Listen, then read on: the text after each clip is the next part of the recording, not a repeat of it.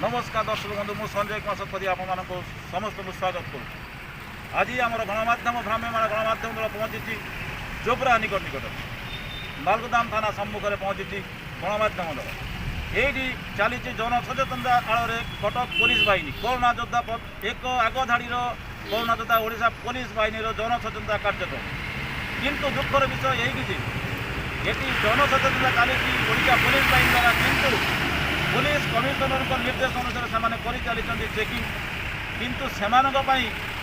ना अच्छी हाथ ग्लोव्स ना अच्छी मुंड सिल्ड ना अच्छी सानिटाइजर ना अच्छी मास्क व्यवस्था बड़ दुखर विषय जे पीवा लगी पानी व्यवस्था ओडिशा पुलिस विभाग करना दुखर विषय यह आगधाड़ी कोरोना योद्धा मानक एभली दयन अवस्था छाड़ी कमिशनर केमी शांति सही कर दयाकोरी पुलिस कमिशनर महोदय को अनुरोध करुच्ची गणमाध्यम यही आगधाड़ी कोरोना योद्धा मान दृष्टि दिंतु से आवश्यक सरंजाम जोगे कोरोना युद्ध में से नियोजित करूँ। धन्यवाद।